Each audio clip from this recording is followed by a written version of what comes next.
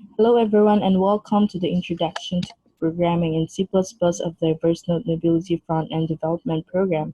Today we will be discussing Chapter 4, Part 1 that talks about arrays of pointers. Alright, so going to share my screen to you guys.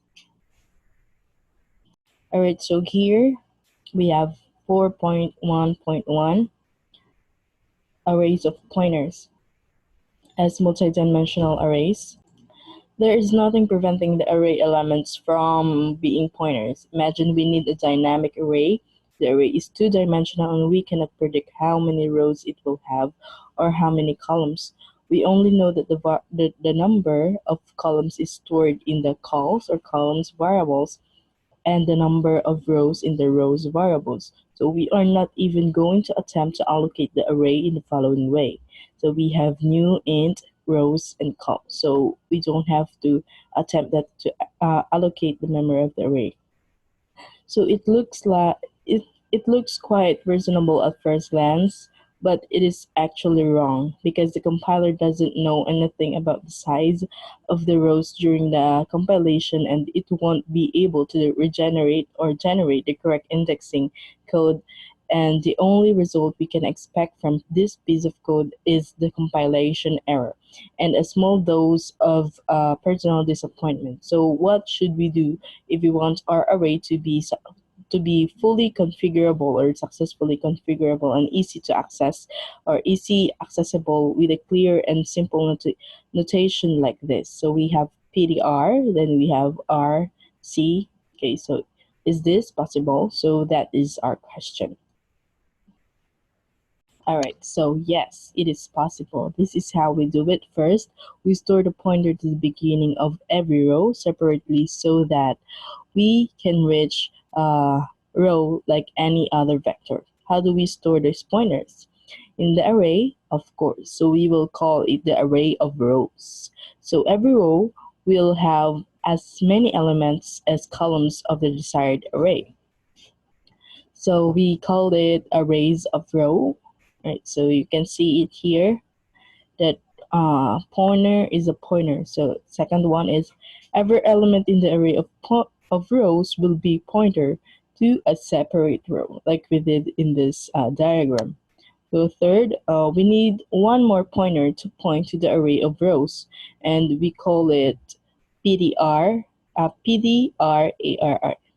So pointer of the array. So let us look at the figure illustrating the essence of our idea. So this is the essence or how it looks like when we describe it to diagram. So what is the type of variable PDR ARR? First, let us say what type it is not. Certainly, it is not a pointer to an int. This is because the result of dereferencing the PDR ARR is not an int, but a pointer to int.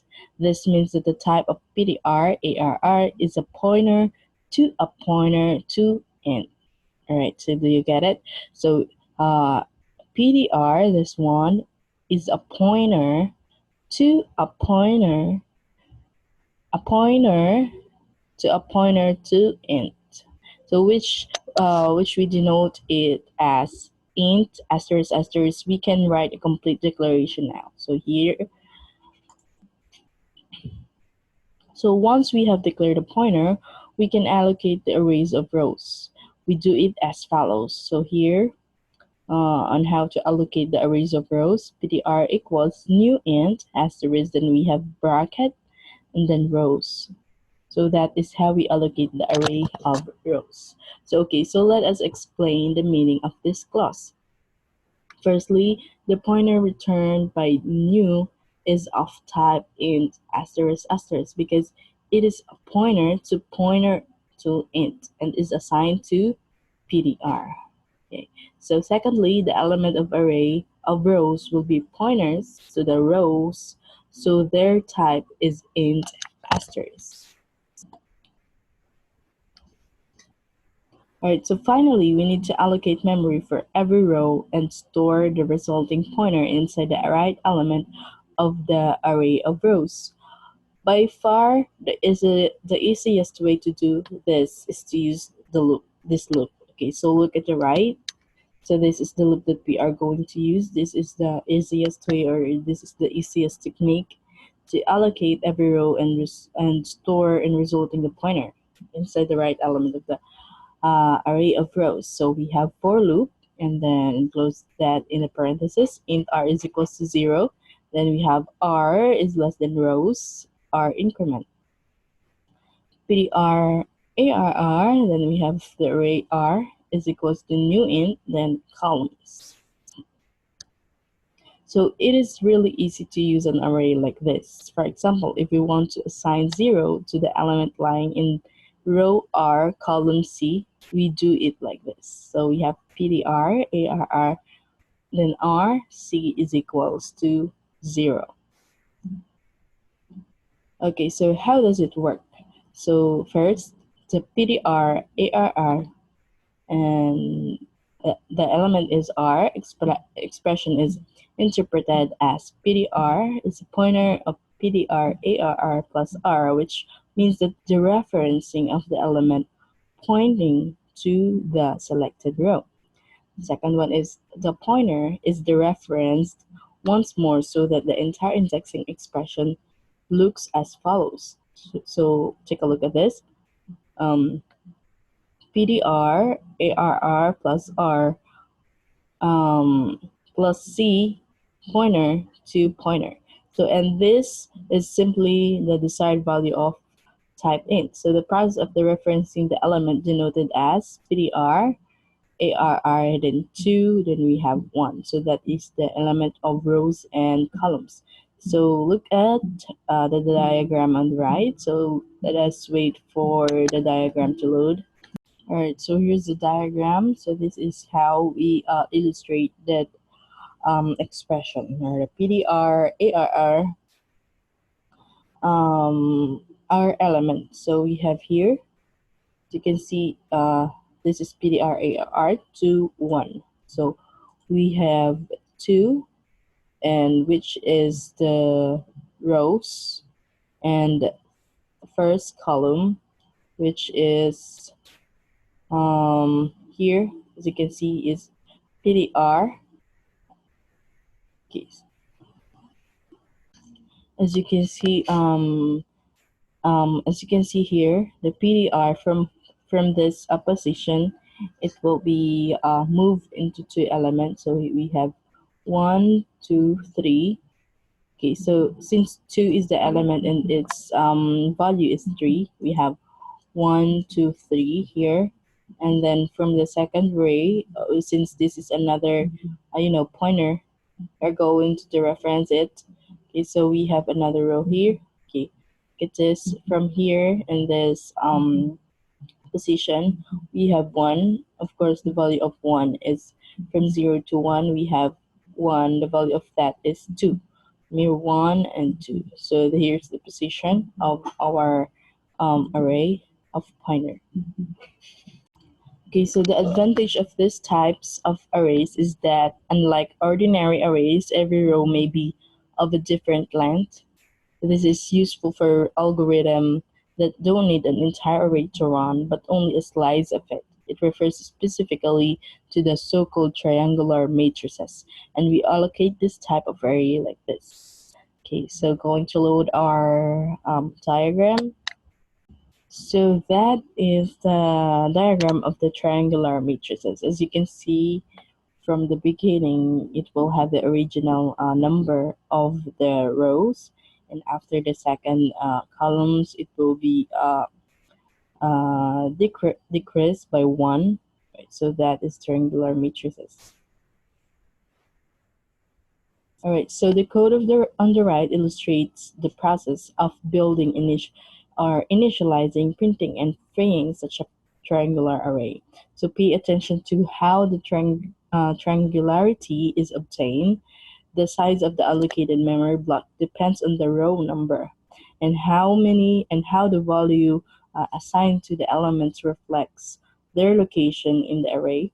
So keep in mind that the order of freeing up memory is in reverse to the order of the allocation. So here's the complete code. On the right, we are going to analyze and interpret it. Okay, so going to run it in our Edube Interactive IDE. Alright, so as a default of our header, we have hash include IO stream. Then since we are running that in C++ using namespace 8 STD, then semicolon is required. Then int main void, so this is our main function. Alright, so take a look at this. We have a variable named rows, and that is equals to 5, and also calls that is also equals to 5. So remember that we are going to run this in a triangular matrix. Okay, so here we also have the pointer ARR. Okay, so in data type int, and here is the code for allocating and initializing the array. So we have ARR is equals to new int times or asterisk rows. That is equals to 5, right? Also, we have another for loop here. Int r is equals to 0, r less than rows increment, then ARR, the r element, and then new int, then r plus 1. For int c is equals to 0, then c is less than or equals to r, then c increment. We have ARR, and then r, which stands for row, and c stands for columns. We have r plus 1 times 10 plus c plus 1.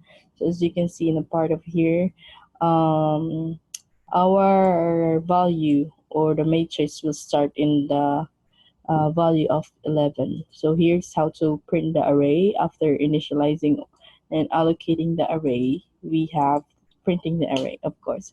So for loop of int r is equals to 0, r is less than rows, then r plus plus. For int, another for loop, int c is equals to 0, c is less than or equals to r, and then c plus plus, c out, then ARRs, RC, which stands for rows and elements, and then C out, then NL stands for new line. Okay, so how to free up the array here? We are going to use the delete keyword.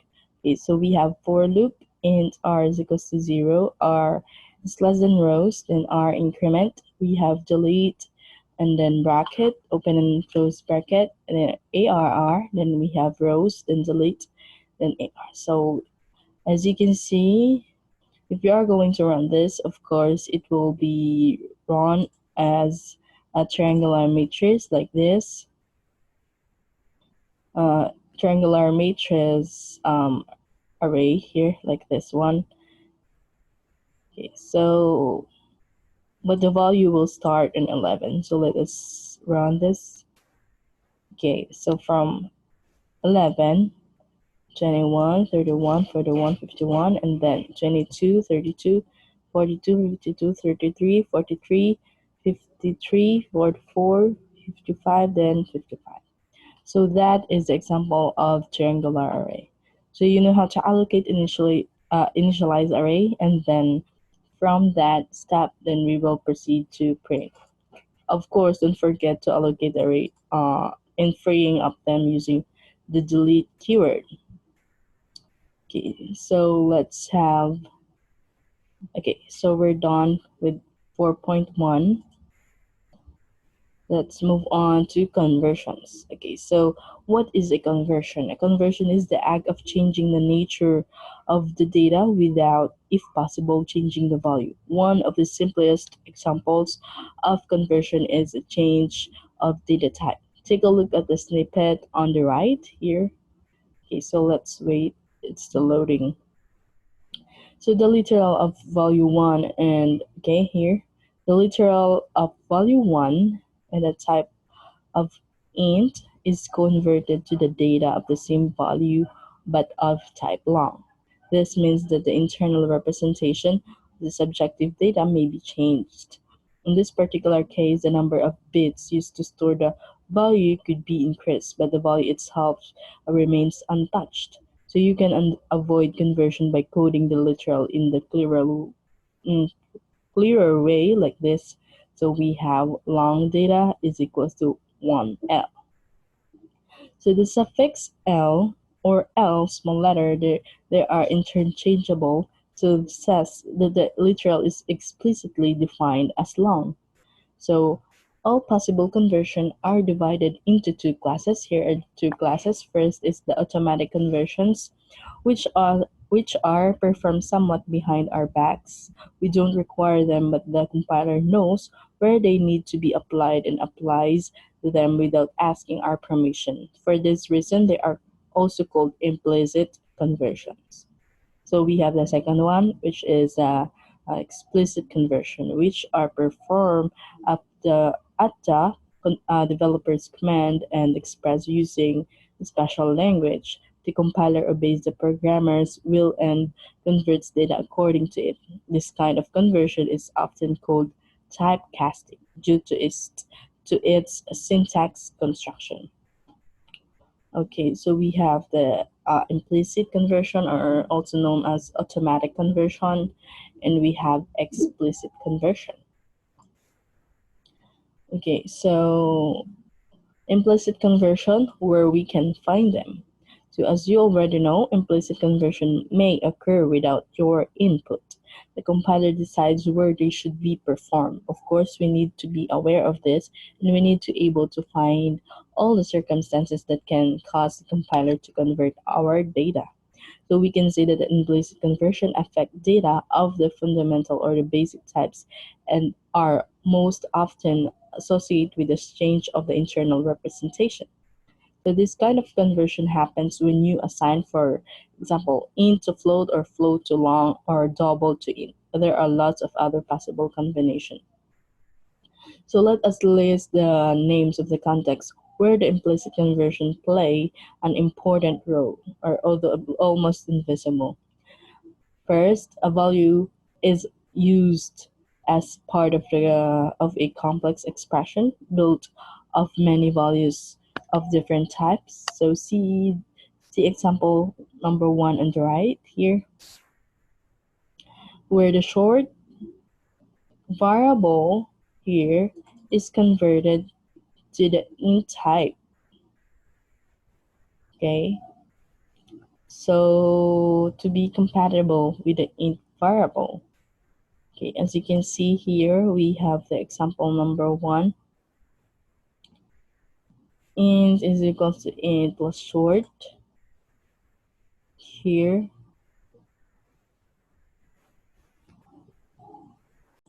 All right, so as you can see here, the short variable here, and short is a type of short. This is only for declaration, and this is the operation or the expressions that the compiler must need to focus on. So as you can see, the short is a short type, and the int is the int type. So and our expression is equals to int, so therefore the short variable is converted to int. So and into the int have to be compatible in the int variable. All right, so a value plays the role of the logical condition within the instruction, like if, while, do, and etc. Please see the example 2, where the double variable has to be converted into int to be usable for controlling the path of execution. So let's have the double here, double variable. So double is a type of double and double increment. And then here, as you can see, that the double is a data type of double, and we need to convert into int because it will be converted to int because we are going to control the path of execution, and it will be usable for us to convert the double to int, because if not, it will be run by the compiler. Okay, the third one, a value is subject to assignment and is used to, first, number 1, change the value of the variable. Example 3, int is converted to float. Here, as you can see, int is converted to float. And number 2, set the value of a formal parameter. In example number 4, the actual parameter of type float is converted into the formal parameter of type int. All right, so number 3, specify the return value of a function. In example number 5, the value of type int is returned by the function having the return type specified as a float. Okay, so of course we have not listed all the possibilities. See if you can identify any others.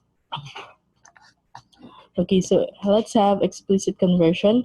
How can we initiate them? So in general, the C++ language give us two ways to specify explicit conversion. First is the so-called C-style casting. So named after the C++ predecessor, the C programming language, which used and still uses a syntax of that kind. In this case, we specified conversion of in the following form. So we have new underscore type name. We have expression of the old type. Okay, so the second one is so-called functional notation, which is a native C++ syntax convention, unable to see in this case, so name because of its similarity to the well-known function invocation.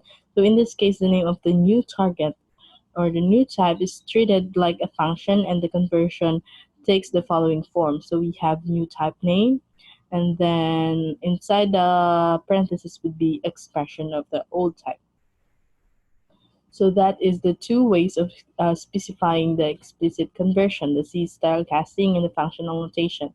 Okay, so both forms are the same when applied to the values of standard or basic types, but functional notation can also be used for objects, and when doing that, it can have more than one value. By the way, these two options are not all of the options available. We will return to this issue later when we talk about classes.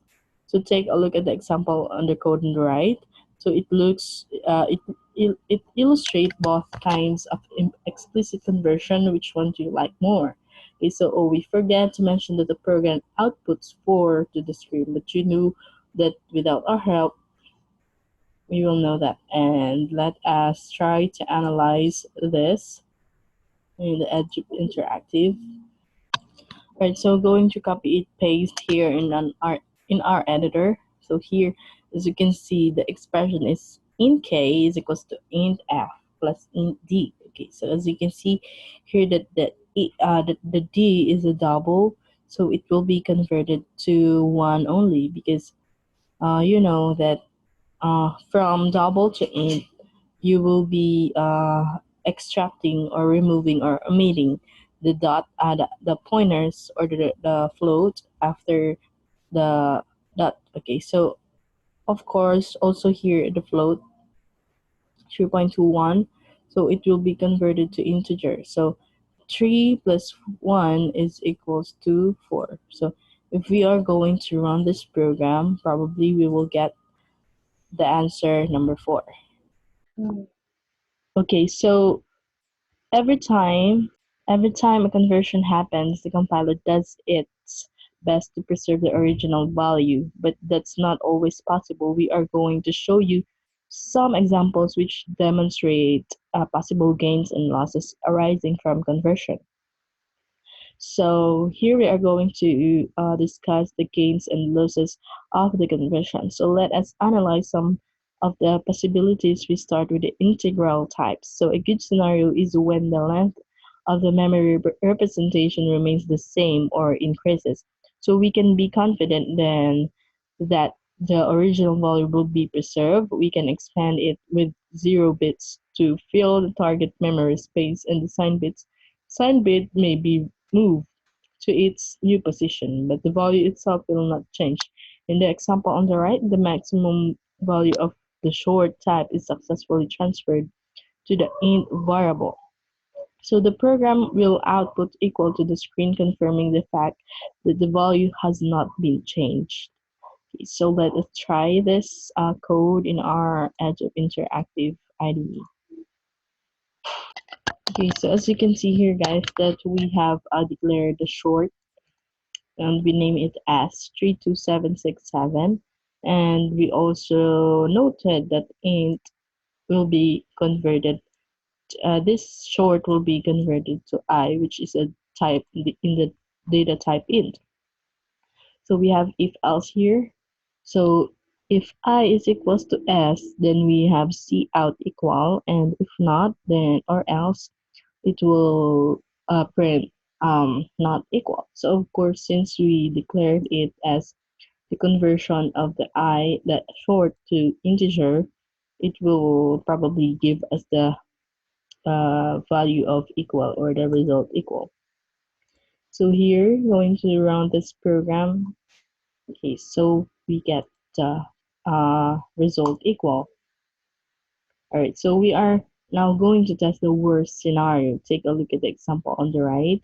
So we want to transfer the maximum value allowed for the int variables to the short variable. So the program will output not equal to the screen. This means the target variable is not able to receive the original value. This unhappy accident is called a loss of value.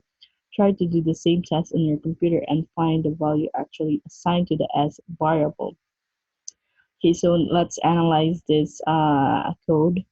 Right, guys, so here we have in the main, under the main function, we have declared the integer I 214748367. So this is a lot of number that if we are going to convert it in short, of course this will not be equal or not be the memory allocation for S will not be suffice the this kind of value case.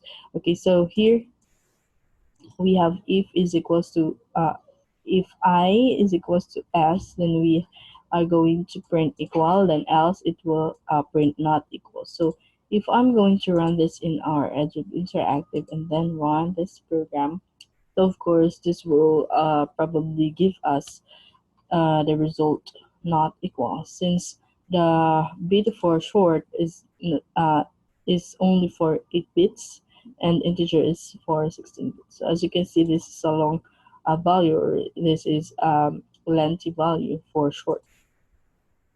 Okay, so that is when we are going to lose our value. Okay, so let's do two tests of the floating point values. The test program is almost the same. You can see it on the right.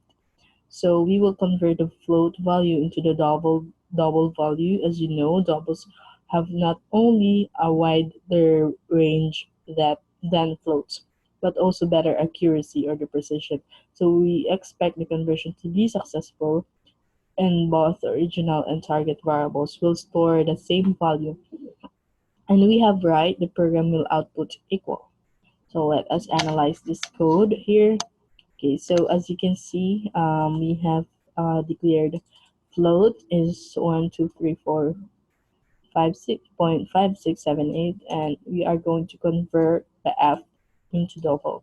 So as we know that float is consists of floating points of a floating points of value, and on the other side, double is also in a uh, consists of floating points also, but in a double value, or uh, consists of many floating values after the dot. Okay, so if D is equals to F, then C out equal, and if not, then not equal. Of course, this will probably give us the equal. So let us try it in our Edge of Interactive. Okay, so here, let us run this program, and all right, so we get the equal result.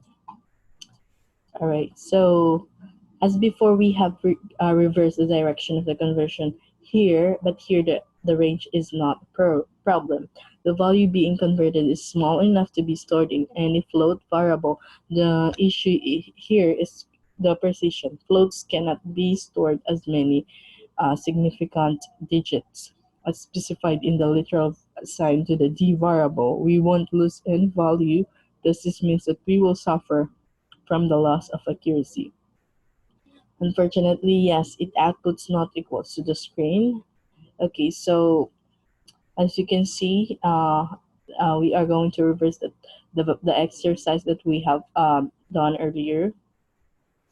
So double D is equals to 1234567890112. So, and if we are going to convert it, and we all know that the float bits or the memory allocation for that is only little, then is lesser than double. So if you are going to check if it's equal, of course this will give us the result of not equal. Okay, let's try it on our edge of interactive. Okay. Okay, not equal. So that is the output for that code. Okay, so the example on the right here seems to be obvious. Conversions from floating point types to integral types always cause a loss of accuracy. There is no escaping this. We always lost the fractional part of the float number, but be prepared also for the fact that when the float is extremely large or extremely small, you will also experience a loss of value. This applies to the values beyond the scope of the target integral type. So try to compile and run the example program yourself, and the result will surprise you. We promise you that. Okay, so before we run this code, let us analyze this. Okay, so under the main function, it was declared that the float f is equal to 123.456. So, and the float g is 1e100. So we have also this is a a bigger number, right?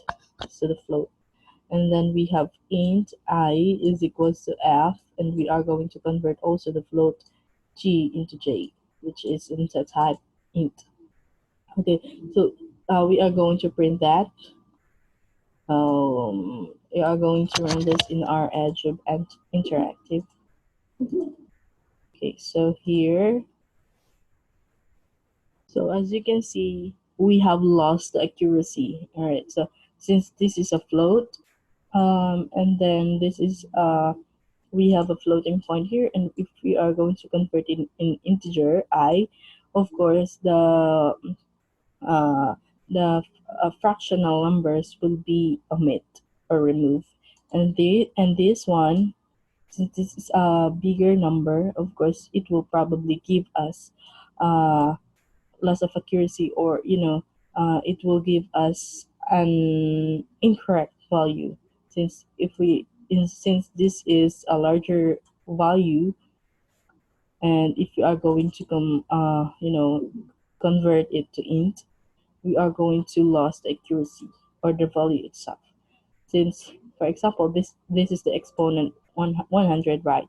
So if you are going to convert in the literal, then 1 and then 100 0. Imagine that this is a bigger number. So I think that is the part of the conversion loss of accuracy.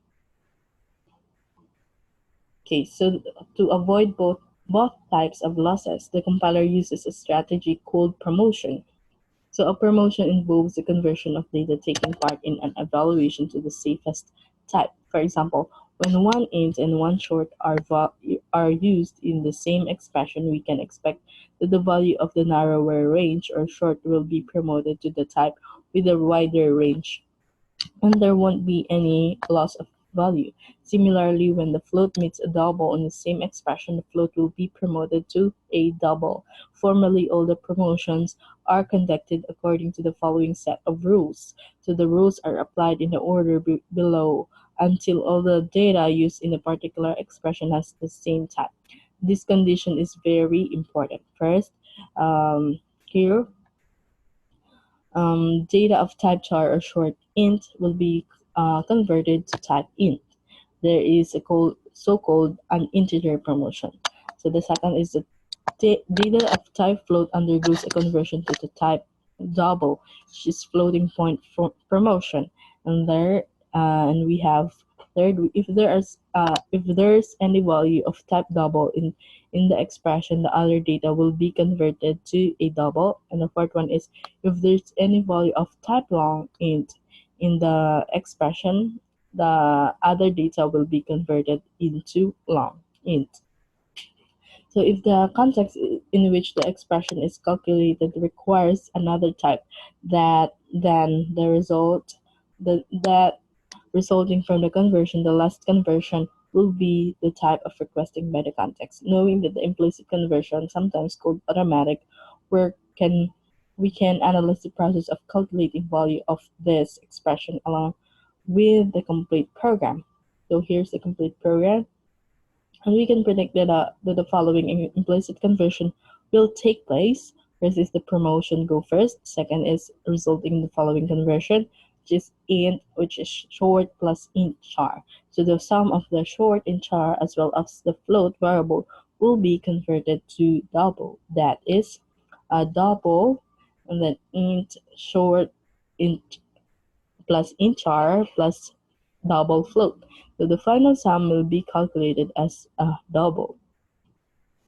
But because of the context arising from the type of the left argument of the equal operator, which is int, another conversion into an int type takes place. Hence, the final form of the expression looks like this. So int double, we have int short plus int char plus double float. So now let's us try to some experiment yourself by changing the set of variables involved in the expression and type of the target variable. Continue the experiment until you are sure you understand the operation of your conversion. So let us try to analyze this code. Alright, so if we are going to analyze this code, of course we have declare the four values here in the type int, char, short, and float. And but look at the expression. So here we have we are going to convert the short, char, and float to integer. So the first thing that we will do is to add the um, the the value of the short, which is equals to 4. Then the char is equals to 3, and the float is equals to 5.6. Okay, so since float will be converted to int, let us remove the 0.6, and okay, so that will be equals to 12, and it will print the int, which is the formula or the expression is here. So of course it will give us the result 12. Okay, so that is the um, result for this program. Alright, so let's have the 4.3. Alright, so let's have 4.3, which is the strings, the basics. So first, what is a string? So a string in the C++ language sense is not a chord or a ribbon, but a set of characters. You might ask what we can use it for if we have a data type like char. That's a good question. So the char variables are useful and generate all we need, and we want to process single characters, but they are extremely difficult when we have to deal with the data containing all kinds of names, such as surnames, city names, street names, and etc., or just text like agreements, statements, or simply books or emails. So processing that kind of data as a set of chars or character resembles spelling. It is tedious and slow. It is much easier to treat all characters as a whole, stored, assigned, and processed at the same time.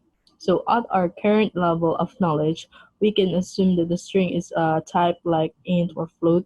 It is not quite true, but we can neglect all the boring details and start with from this point. In due time, we will show you why the string is somewhat different to an ordinary data type. It will also be a good opportunity to show you some interesting traits of object programming. So let us start with a simple declaration. Take a look at the line on the right. So here, so we have a hash includes string, and we have string pet name. So we have declared a variable named pet name. It is designed to store the names of the animals. So note one very important fact, that the string type is not a built-in type. So like int, which can be used at any time with no special preparation, if we want to use strings in our code, we have to put the hash include directive at the top of our program and request header file at the top of our program, uh, and uh, and and request a header file name string to be included to the compilation, just like this. So we have after the angle bracket string. So this is a header file after the include iostream. So this lack of directive will cause a compilation error. So remember, you have been warned. So don't forget to include this. So there is another important fact that applies to the strings, and the word string is not a keyword, unlike other type names like int or float.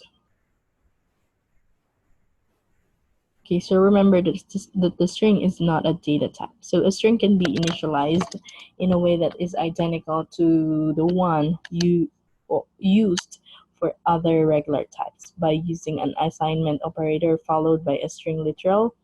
But don't forget, apostrophes are for character literals only. String always used codes. Okay, so in effect, the newly created variable named a pet name will be assigned with a string consisting of the characters double quote lassie. This is not only information stored inside the pet name variable, but we don't want to get ahead of the facts. Notice that sometimes you have to use the word string in two different meanings, as a type name, as in a variable of type string, and as an entity consisting of finite number of character.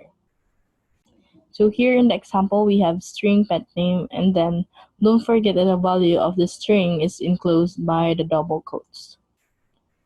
Okay, so that is the string literal. So there is also another way to initialize string variables more suited to the style of object programming. So take a look at the snippet on the right. So we can have declare the value of the pet name string, which is enclosed by the open and close parentheses. So just like here, this is not a object oriented style. Well, this we have enclosed that in a parenthesis. So this is object programming style. So we don't use the assignment operator here. Of course, we omit the equal operator or the equal sign or the assignment operator, and we have add the parentheses. We use a syntax that clearly resembles the function invocation with a pair of parentheses and an argument within. You may ask if there is a real function named pet name being invoked. The answer is yes and no. Yes, because there is a specialized function responsible for creating strings, and the function is being invoked every time you want to create a new string. No, because you are not allowed to directly invoke the function like any other regular function. Both forms of initialization are the same, and their results are exactly the same. Okay, so you can also use a value stored in any string variable to initialize the newly declared variable. Like in the example on the right, we have string is home is equals to pet name, and we have string has returned and pet name. So both forms, assign and functional, are permissible. Okay, so that is permissible. Okay, so just like any other data type, the string type has its own operators. So one of the most important and most frequently used is the plus operator. Don't be missed out in it doesn't add string in the same way as the traditional arithmetic addition. So instead, it concatenates or strings, it glues them together, giving a new string which has arisen out of the values of its arguments. So it may seem obvious, but it is worth mentioning here that the concatenating plus is not commutative. A plus B are not always equals to B plus A, in contrast to the adding plus. Now take a look at the program on the right and try to predict its output. So here we have under the main function, we have the string the good. Okay, the good is equals to Jekyll. The bad is equals to Hyde. So we are going to print the good and the bad, and see out the bad and the good. So for the first print, of course, it will give us the output of Jekyll and Hyde, and from the second is Hyde and Jekyll. Okay, so let us try that in our Edube Interactive. Okay, so here, okay, going to run this. Okay, so we have got the right answer, and we already predict the output from this code. Okay, so the plus or the concatenation operator has one important limitation. It cannot concatenate literals. It can concatenate any variables with a literal with a variable, and obviously a variable with another variable. But concatenating literals is something the operator will never do for us. The program under it contains an error. Try to spot, and we have helped you out a little. Can you see it? And apologies for the color blind. Okay, so for here in under the main function, we have a string and we have named it A plus B. We have string is equals to string plus C, and we have string equals B plus string. Okay, so and then C out string. So as you can see, we don't have um okay, we are going to run this in Edube, and let us try to configure out what is the error.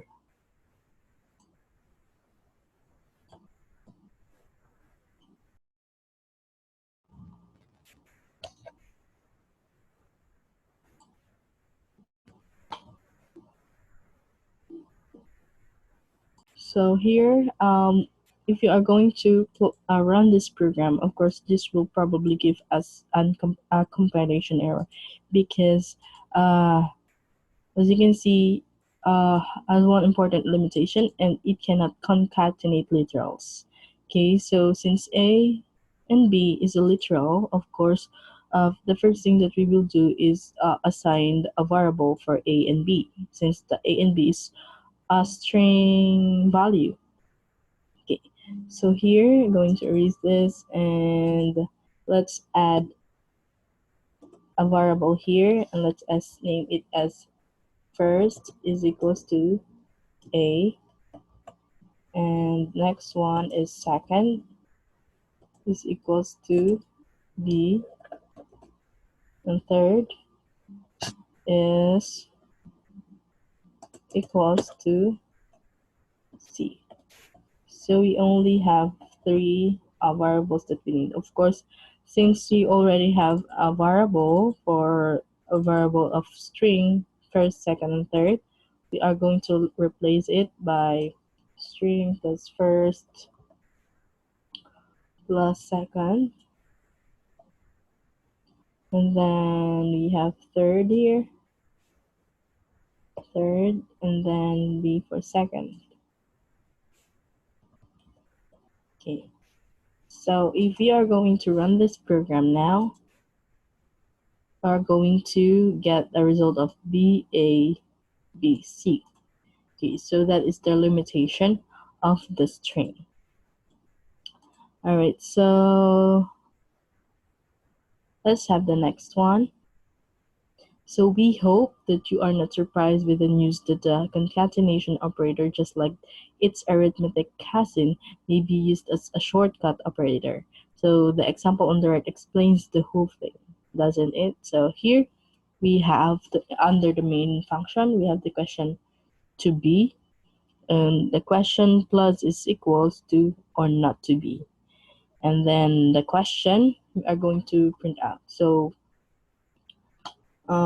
if we are going to run this, of course, this will give us the question, the to be or not to be. Okay, so let's try this program. Okay, to be or not to be. Since we all know that this one, the shortcut operator for plus and equals is equals to the question is equals to the question plus or not to be. Okay. So that is also runnable here in the concatenation of the string. So as you have probably noticed, outputting increase is easy and generally does not cause any problems. You can place a string variable among other expressions intended to be displayed on the string by using the cout stream, and its content will be sent character by the character. Inputting strings is a bit more complicated due to the fact that the cin stream treats spaces to be precise, not only regular spaces but also called white characters. As the limiter demarcating limits between data, it means that you may run into trouble if you want to input and store a string containing white characters. So let us try to compile and run the program on the right. So let's enter some words from the keyword and separate them with spaces. So you may write something like this, to be or not to be, and press enter. And don't be surprised if you only see the first word printed on the screen, like two. The cin stream is convinced that you have entered to the space in order to mark the end of the string. So it is not an error, it is by design. So here, let us try this code in the editor. Okay, so so as you can see in the under the main function, we have string line of types. So we have cin line of types. Okay, so here. Okay, so the first thing that you will do is to press enter. Okay, we are going to press enter here. So going to run this program on the editor. Okay, so here, if we are going to run this program, it will not display anything, but I will type to be or not to be. So enter, and then probably the compiler will give us in blue tint the string that I type to be or not to be, and after I press enter, it will give us the first word that I enter, which is to. So if you want to input a whole line of text and treat the white characters just like any other character, you have to use the getLine function. So this function gets or reads all the characters entered as is and does not favor any character except from the char representing the key, which marks the end of the line. As a result, all the characters entered before pressing the key will be input as, as one string. So now take a look at the modified program on the right. So we have used the getLine keyword here. Okay, so here under the main function, we have declared a string line of types and then getLine, and then cin line of types, and then cout line of types, and then end. Okay, so this function, as you can see, that this function reads or gets the character entered as is and does not favor any character except from the char representing the key. Okay, so let us try to run this program. So here, if I'm going to run this in our IDE, run this. Okay, I'm going to type I am entering a string. Okay, so it will not only give me the first word, but it will give me the whole paragraph or the phrase that I've entered. So that is getLine. Okay.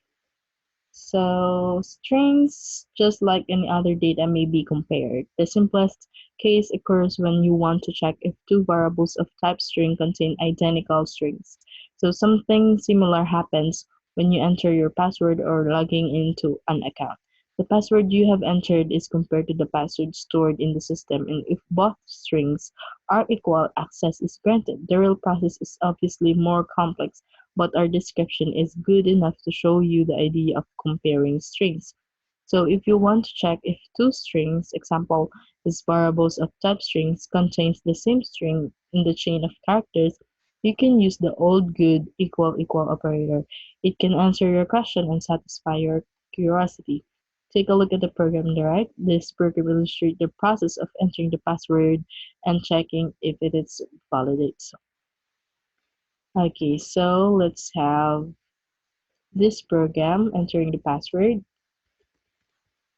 Okay, so if I'm going, it's okay. So before we run this program, let us analyze the code in the under the main function. So here we have the string secret, and it is equals to abracadabra. So the string is password. So this is the password. This variable is the one that we will use if it is equals to secret, which is our password. So here we have cout, enter a password, it will give or print it, and then get line, cin, then password. If secret is equals to password, then cout access granted. Else cout sorry. So here, okay, so it will enter, okay, so that is the enter password. So let us write abracadabra. Okay, so enter. Okay, so access granted. What if we enter a wrong password? So let's say 123. Okay, sorry. Okay, or you can customize your message. Okay, so let's have the next slide. So of course you can compare to string in more flexible ways too. All the operators designed to compare data are at your disposal. We can have greater than, less than, greater than or equal, less than or equal, or not equal. You can check if one of the string is greater or lesser than the other. But remember that these comparisons are carried out in alphabetical order where A is greater than A or and obviously Z is greater than A, but less obviously A is greater than 1. So you can use this kind of string comparison to determine alphabetical order. The code on the array gets two lines of text and prints them in alphabetical order. So you can use it to clear away any doubts about how the computer understands the alphabet. Okay, so here we are going to analyze this after the main function. So we have declared the string variable str1 and str2, and it will give us or cout or print enter two lines of text. And here get line and c1, string 1 and string 2. So we have used get line. So cout, you have entered, okay, so here's the conditional statement. If str1 is equals to str2, then cout backslash str1 is equals to str2, then backslash.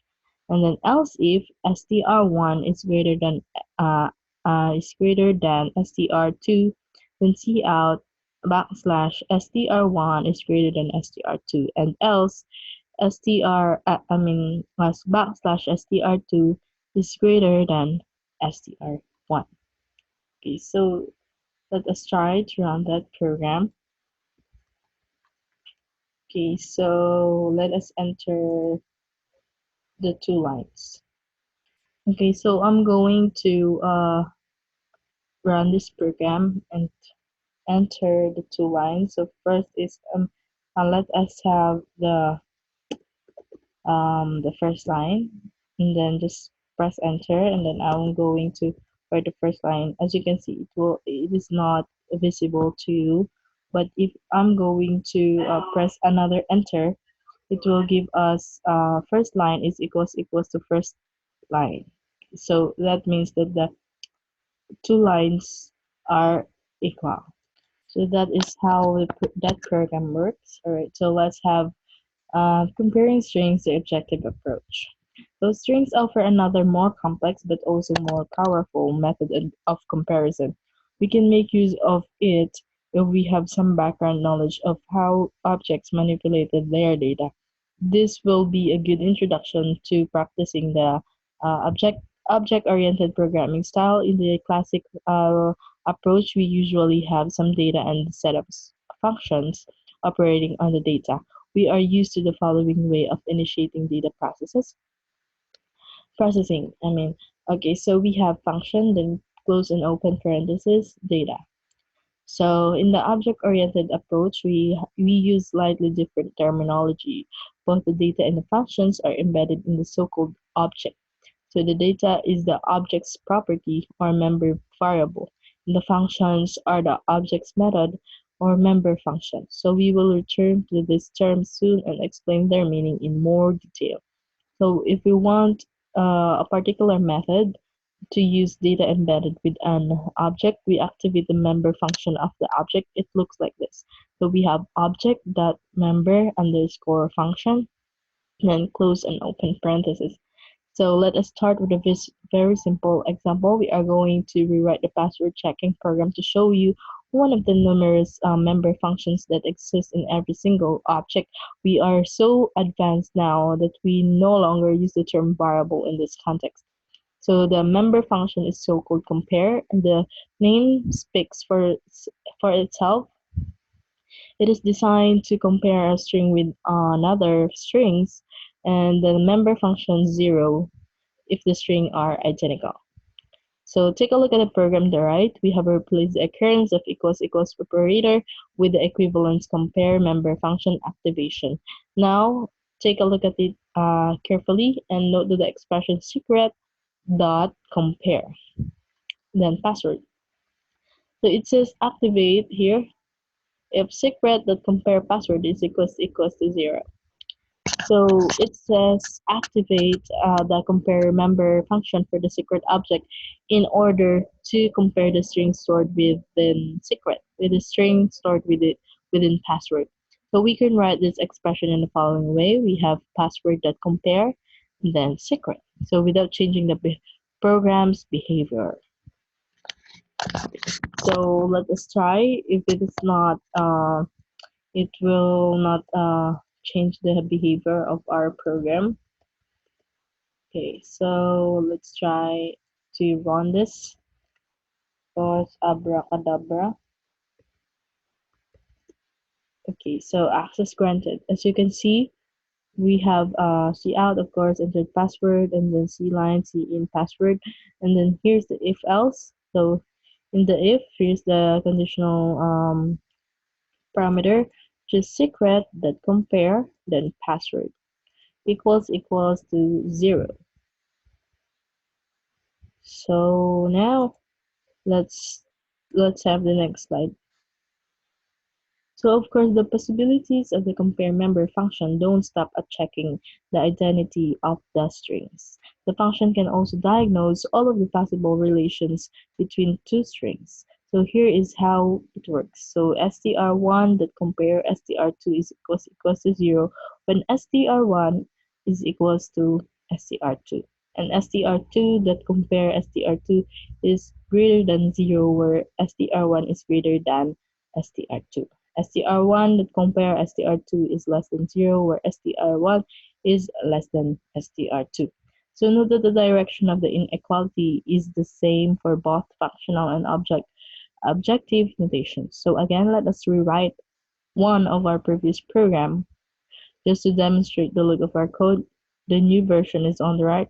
Can you figure out how it works? So first, under the main function, we have declared str1 and str2 as a string, and we have the cout enter two lines of text. And how to store that is to get line c in str1, get line is c in str2. So after that, it will give us you've entered. Okay, str1 that compare. Okay, str1 str2 is equals to 0, and then cout backslash. Okay, so let us try this.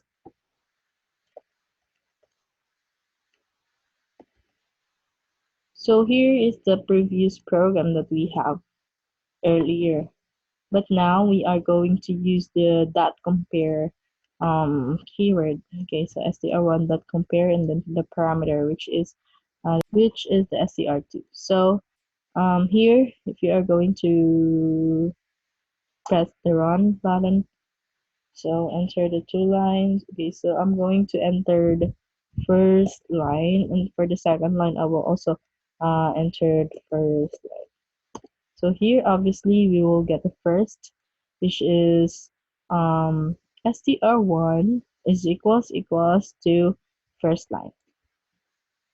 First line equals to first line. I mean, okay, so that would be the end of the strings for the basic. Okay, so now let's continue the strings. Okay, so substrings. All strings operation we have shown you thus far have referred to whole strings, but strings were taken integrally from the first to the last character. The strings allow themselves to be processed in a more precise way when only selected parts of them are taken into consideration. A part of the string is called a substring. If we want to create a new string consisting of characters taken from another, or even the same string substrings, we can use a member function called substr, and its simplified informal prototype look like this. New str is equals to old str, that's substr, substring start position length of the substring. So we have the comma here. Okay, so the substrings own of the string is defined by two coordinates. First, a place where the substring begins, specified by the substring start position parameter, and its length is specified by the length of substring parameter. So note that the character within a string are numbered, and the first character is the number 0. Therefore, if the string contains n characters and the last one is a number and -1 or -1, both parameters have default values. This enables us to use the function in a more flexible way. So the s dot s sub str1 2 describes the substring of the s string starting at its second character and ending in the third character inclusively. So we have s dot substring str1 describe a substring starting at the second character of this S string and containing all the remaining characters of S, including the last one. The omitted length of the substring parameter defaults to covering all the remaining characters in the S string. So we have another one, S the sub str, then we have empty parameter. It's just a copy of the whole S string. The substring start position parameters defaults to 0. Take a look at the example on the right. Try to predict the output. Okay, so what do you think is the output for this code? Okay, take a look, and we are going to analyze this. Okay, so as you can see here, that the for the new string, to get the new string, we have old str, that sub str, starting substring, start position, the length of the substring. Okay, so in this case, we have the starting position 1. Of course, here in the old string, we have starting from 0, 0, and then 1. So we will get B here in the first, and then the length of position only 1. So of course, it will give us the result of B only. Okay, so remember that B, we will start with B, and then we have str1 here, str1 sub str, then 4, starting with 0, which is A, 0, 0, 1, 2, 3, and 4. And then it says that if we only have 1, then are going to just include the last one. So here, as you can see, including the last one and omitted the length of the substring. Okay, so here we have E, and then the last one is F. Okay, so the answer for this one is B plus or concatenated with E, F, so B, E, F. And then for this case, it will just a copy of the whole string. It's just a copy of the whole string. So the answer would be B, E, F, B, E, F, then A, B, C, D, E, F. So we get the right answer. And now pay attention because this is very important. Getting a substring requires you to be accurate. You must not define a substring that doesn't wholly fit inside the original string. Start beside the original strings, and doing this will cause your instruction to be rejected and is what we call an exception. We will discuss exception in the next section. Stay tuned. Okay, so here I'm going to copy this one if we are going to get the B, E, F, A, B, C, D, E, F. Okay, so here We already discussed what is, yeah, okay, we get the right answer. How does it work, or how does it become D, E, F, A, B, C, D, E, F? Okay, so let's have the length of the string. Every string has a length. Even an empty string containing no characters at all has a length of 0. It is obvious that at some point we may want to know how long a particular string is. This information is provided by two twin member functions. Their names are different, but their behaviors are identical. We can say that these functions are synonym. Their informal prototypes look like this. So the first one is int string underscore size is equals to as the size, and then int string underscore length is equals to as length. So of course both of these int variables are equal. Both function returns a value equal to the number of all the character currently stored within a string. Right, so of course both of these int variables are equal. Both functions return a value equal to the number of all the characters currently stored within a string. So the sub str function returns a string. This means that the resulting string retains all its original traits and therefore has its own member function like sub str or size. The program on the right, although complicated, is correct. Try to predict its output. So, okay, so let us try to run this code in our editor, our program. So here, I'm going to copy and paste this.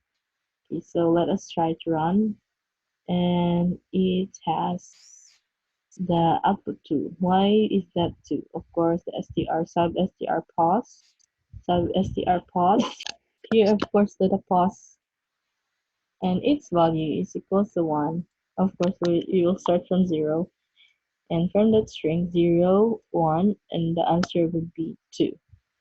Alright, so let's have, okay, so what did you say? 2? That's a good X.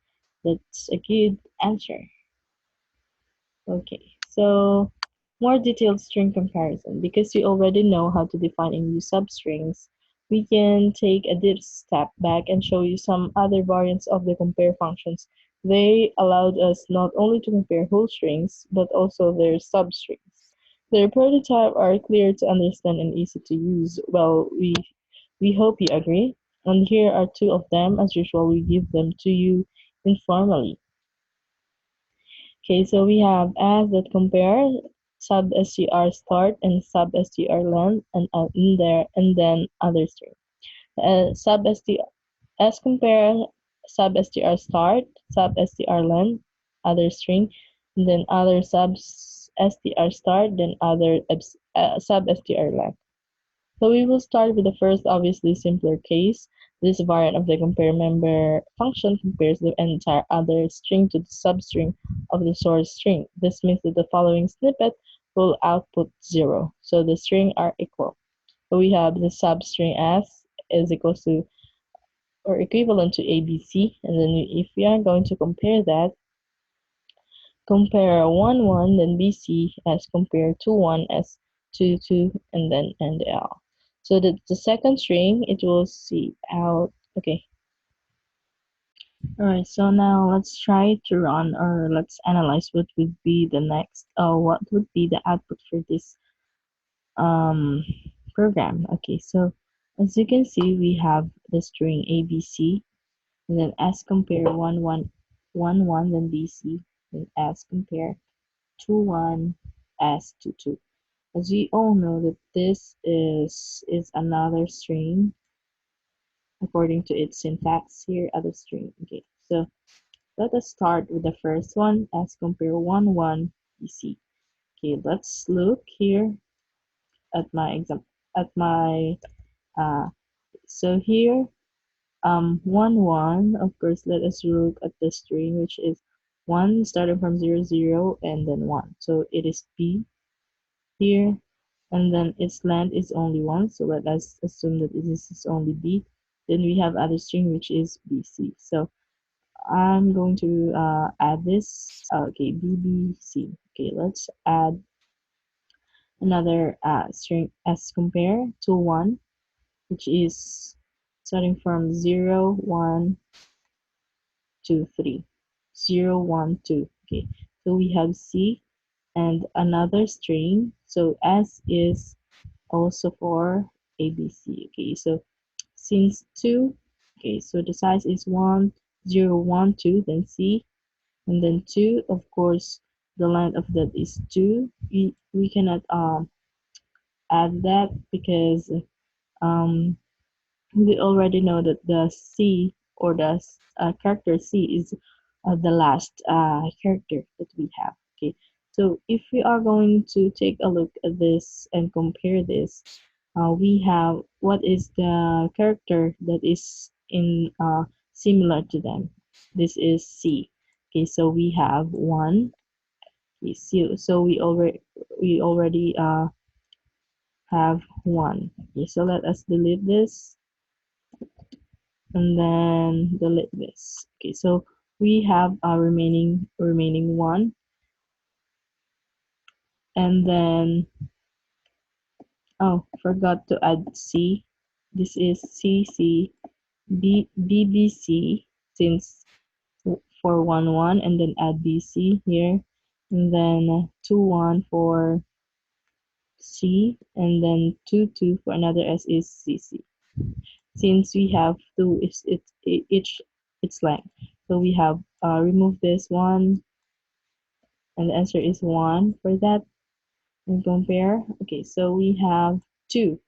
So this is negative 2.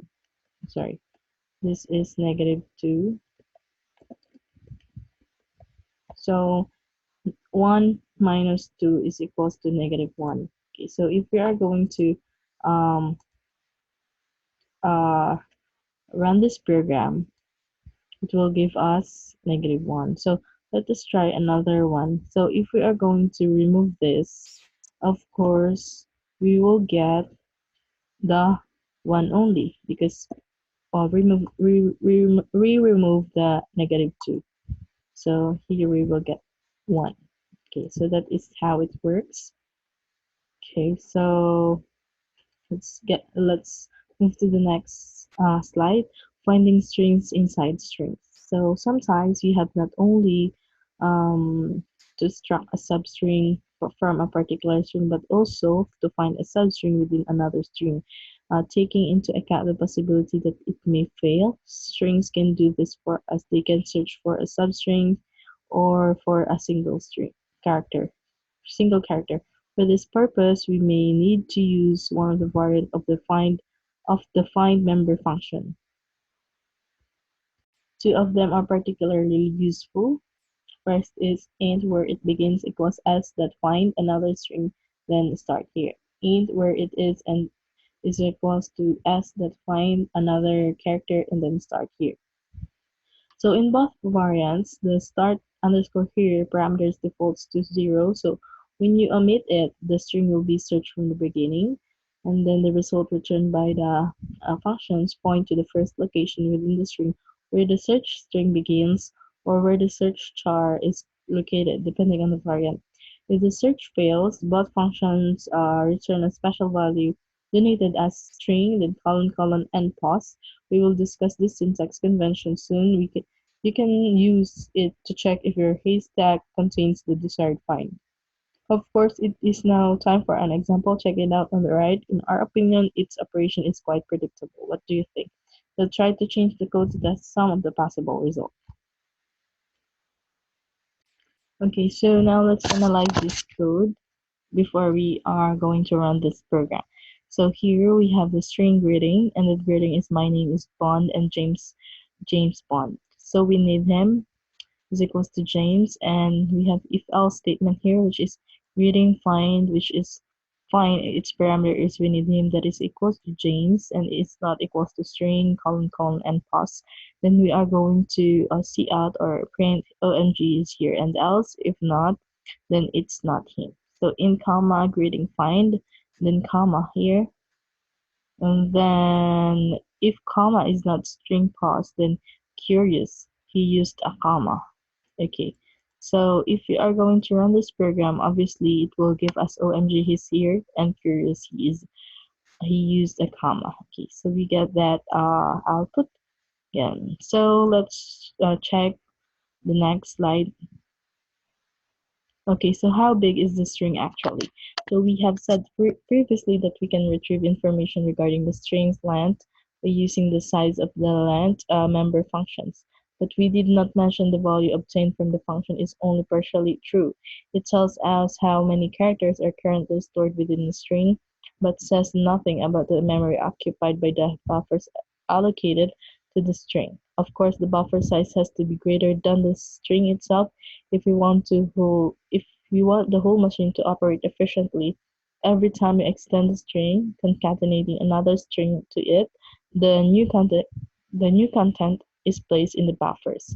If the buffers are large enough, then extending the string doesn't require buffers to extend. Of course, when the buffers are full, the string is being extended again. Then the buffers are reallocated to fit the new content. This process is fully transparent, and in most cases, you don't even need to know about it. Obviously, if you want, you can control the process when you know the nature of the particular string and its purpose. So the strings offer some means of checking and how the buffers are working and to recognize the condition of the string. For example, you can ask any string for the size of the currently allocated buffers. The answer comes from the member function called capacity. You can use it in the following way: in currently used equals as capacity. Of course, the result of the function is always greater or equal to the string size or length. As you already know, these words are synonymous in this context. Every string can grow, but there is a limit to its extension, and in this case, the limit is not the sky, but a value defined for all the strings in the implementation. You can find it out by using another function called max underscore size. It does exactly what it says. So you can expect that the value will be really big, bigger than you probably need to. In typical programs, here is the example of how you use it. So if not more than is equal to s dot max underscore size. So note that this value is common for all the strings you use in your program. Obviously, the previous value may be different for every instance of the string. The program on the right demonstrates the coexistence of all these three values. Compile and run it on your own, and also change the value in the variable's values and test its behavior. Don't try to increase the upper limit of the for loop by a significant amount. It may crash your system. What you don't believe us? Well then try it. So here we are going to use the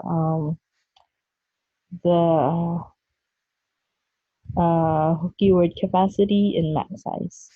So let us try to run this program in our edge. Okay, so take a look at it.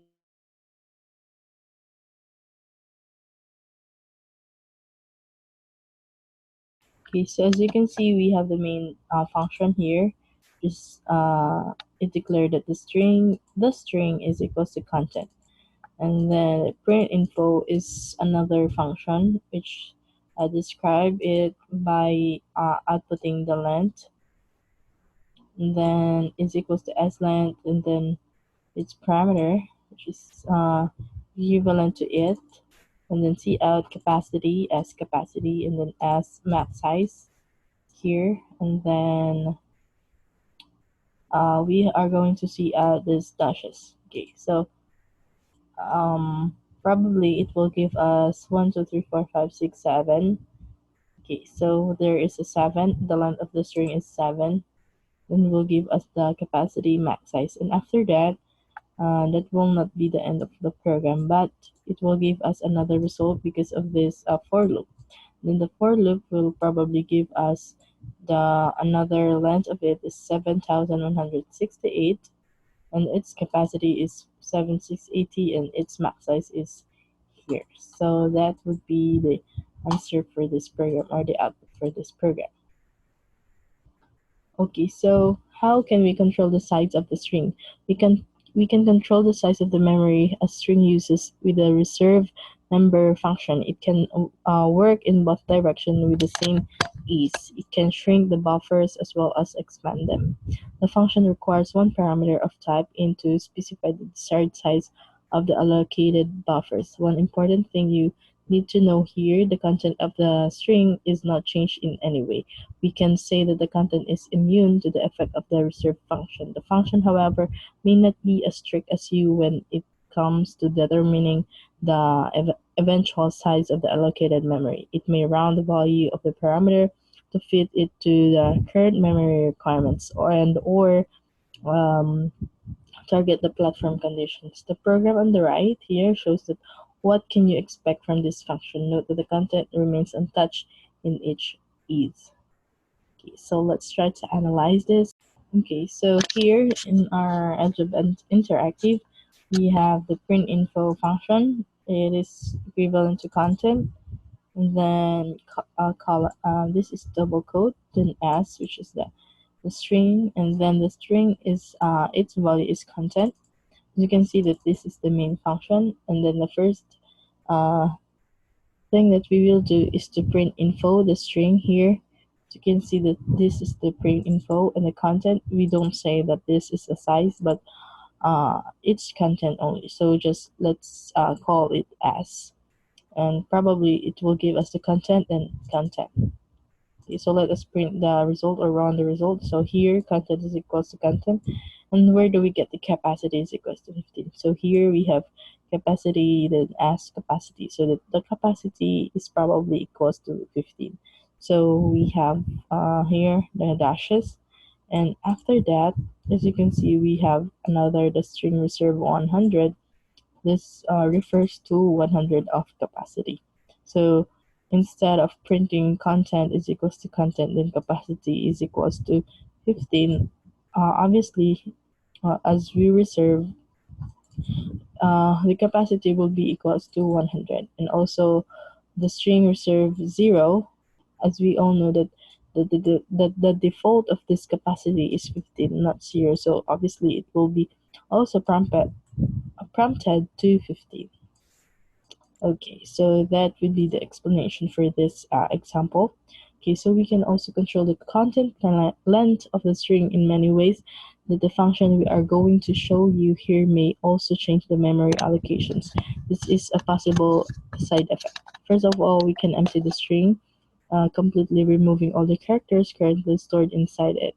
This is equivalent to assigning an empty string to string, but it could be a little bit faster.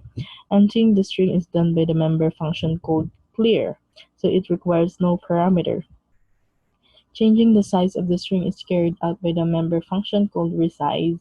Its basic variant requires one parameter of type int, specifying the desired new size of the string. If the parameter is smaller than the current string size, the string will be truncated. If the parameter is larger than the string size, the string will be expanded. You can also use an overloaded form of the function, allowing you to specify a character to be used to fill the newly allocated space. The null character or \0 is used for that purpose by default. So you can also check if a particular string is empty. It contains no characters at all. It has nothing to do with the actual size of the allocated buffers. You can achieve the same effect by comparing the string to an empty strings. So, but the member function will be no more effective at the performing this task. The function's name is empty. This requires no parameters and it returns a value of type bool, or the value will be true or false. So determining the truth of the following sentence, this string is empty now. The program on the right is a simple example showing how to use these three functions. Okay, so the null, empty, and okay, so let's try to run and analyze this program.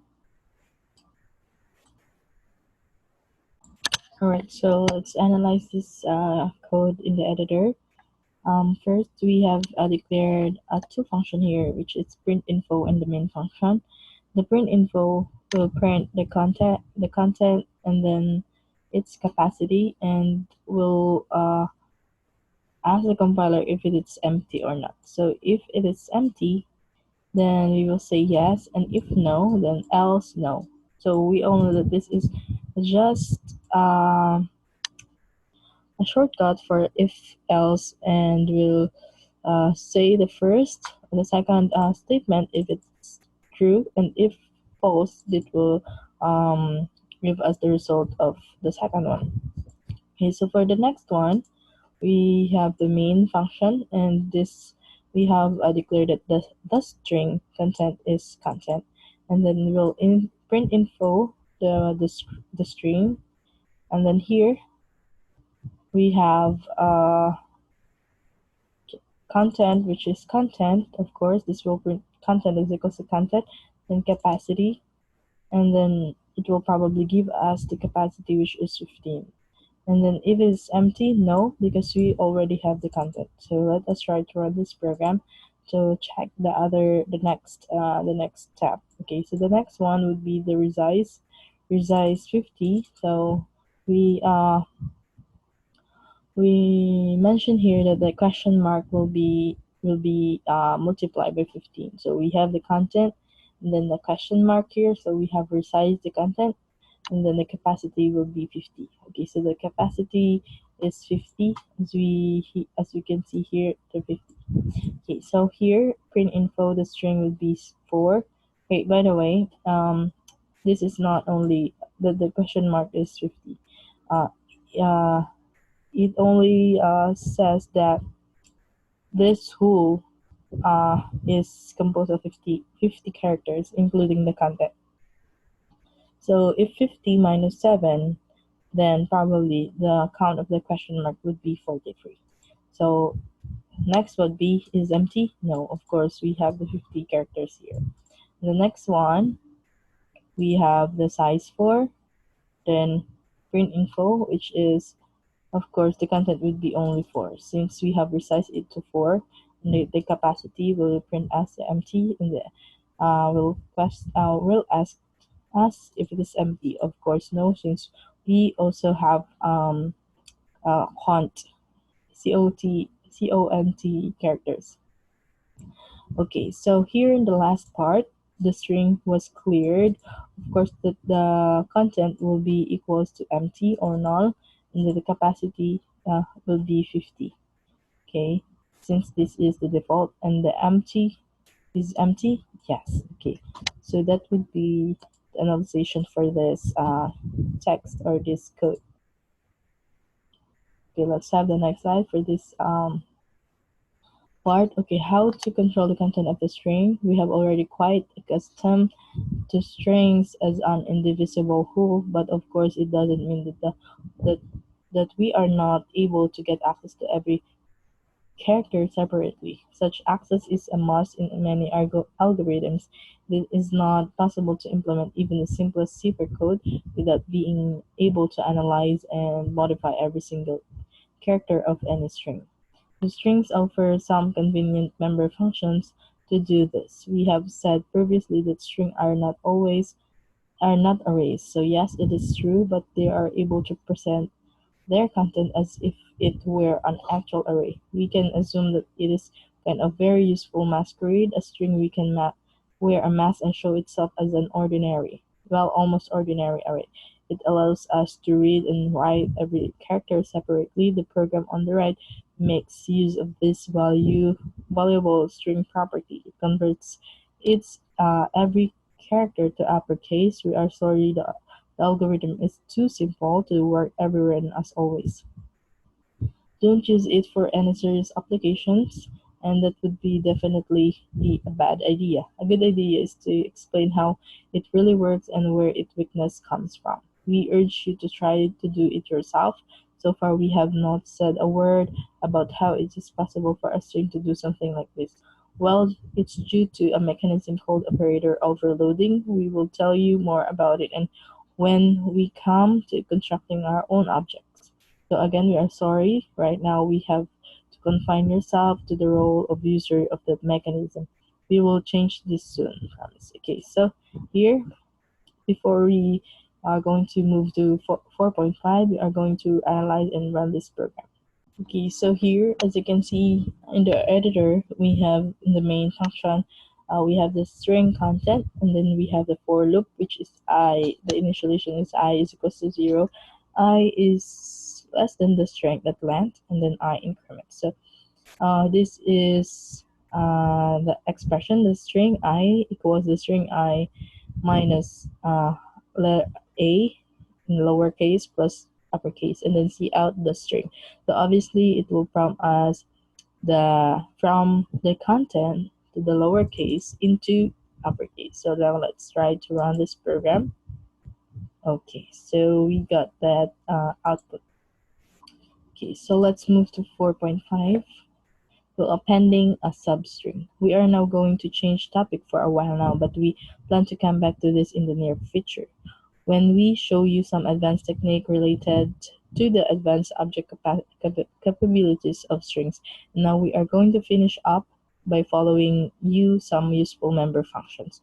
Now, can you make a programmer's life much easier? At the end of this section, we will tell you precisely which aspects of the strings we have omitted and why.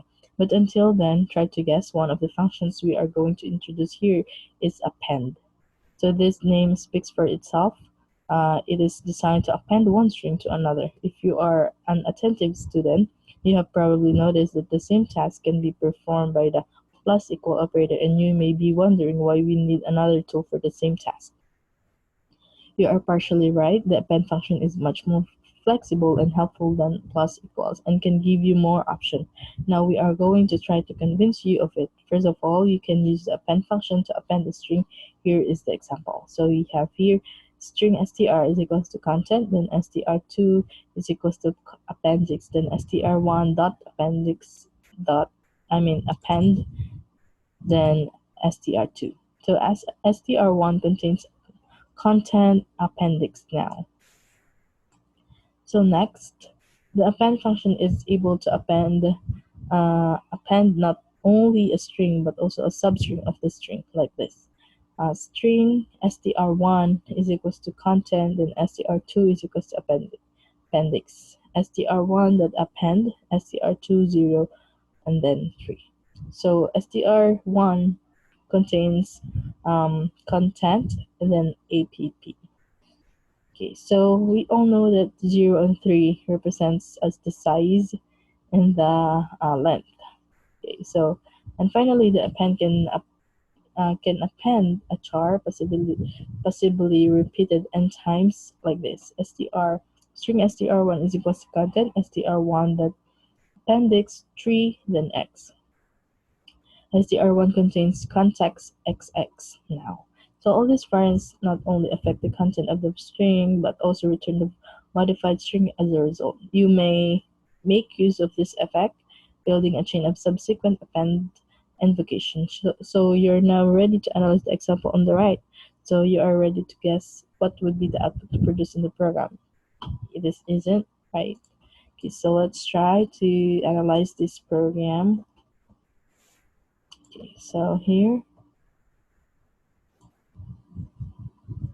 Okay, let's try to analyze this code in the editor. So we have the string content and then the new string, which is the appended. Okay, so the new string that append the string, okay, we have the content.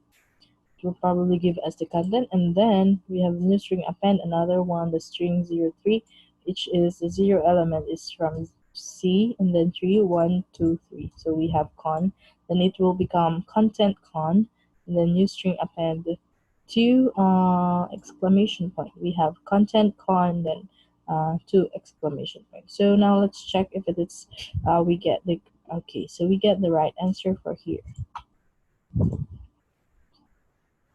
Okay, so if you want to append just one character to a string, you can do it by using an append function. So, but there's a more efficient way by using the pushback member function. The example on the right is more meaningful than any description we can give you. So here it is. Take a look at it. So here, the pushback here. So when you compile and run the code, you will able to admire the beauty of the classic Latin alphabet. Can you believe that it's over 2,000 years ago, years old? It looks very young. Okay, so let us try to run this program.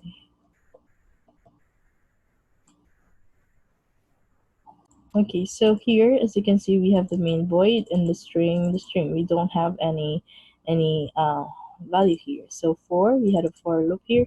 The character char c is equals to a, and then c is less than or equals to z, capital Z, then c increment. So the string pushback c. So we already know that the c, or which is the initialization, will be equivalent to the string, which is the variable, and then we are going to output the string, which is run through the for loop. Of course, this will give us the A, B, C, D, E, F, G until Z. Okay, so another one. Okay, so we got that answer. Okay, so let's have the next. Okay, so inserting a string into a string is like distending its content from within. A new set of contents is just pushed into old one. For example, the following snippet of code will print to be or not to be to the cout string. String code is equals to be code.append, code.insert 6 or not, then cout code, then end L. So as you have probably guessed, the first parameter specifies where the insertion should be, while the second says what should be inserted there. This is only one among various possibilities offered by the function. Another member function can insert a substring of a specified string in a way very similar to the append function. There is also a function that can insert a single character optionally duplicated more than once. Both these functions are put to work in the following example. Here is the example. We are going to analyze this. This is the example. We'll output twice a series to the screen. So let us try to run this program.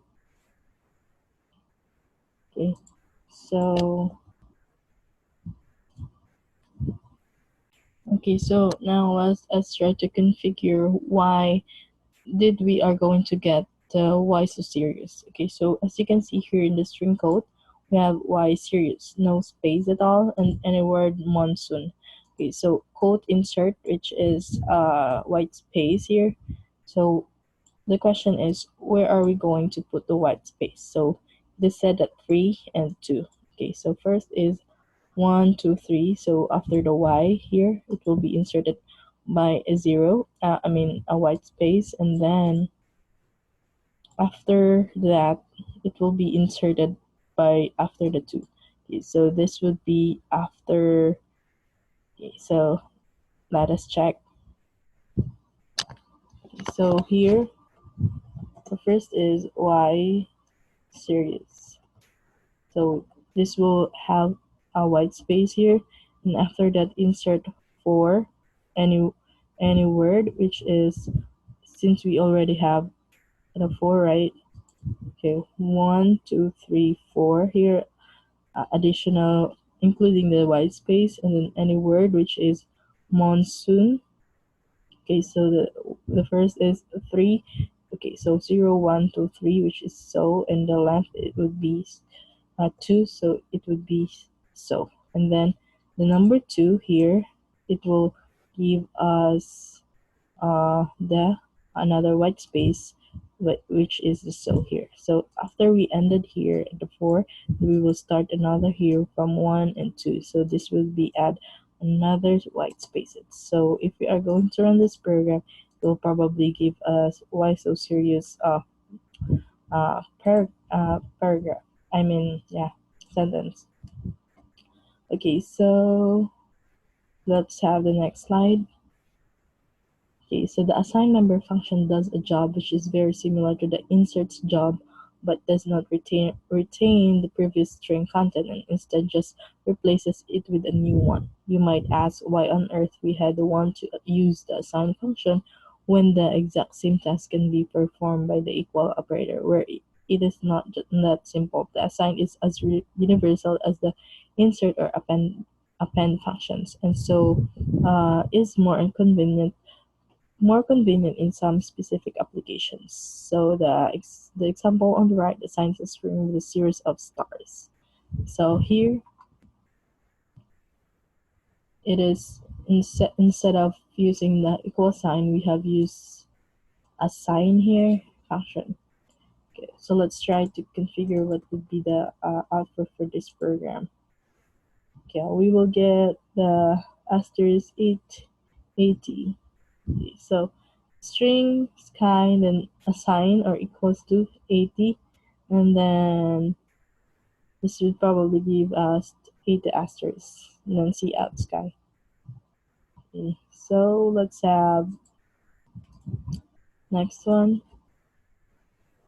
Okay, so replacing a substring with another substring. The replace member function is more subtle. It can replace a part of the string with another string or another string substring. The function needs to know which part of the string it is going to replace, and you have to specify this by delivering two numbers. The first describing the starting position, and the second saying how many characters will be replaced.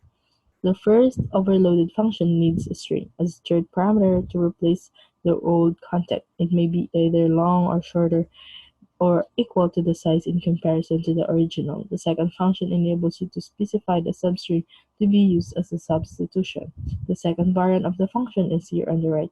So here, as usual, almost the function not only modifies the string but also returns the modified string as a result that we can use to build a series of replacement occurring in one statement. The code will input I'll think about that tomorrow to the string. Okay, so here, okay, so let's analyze this program.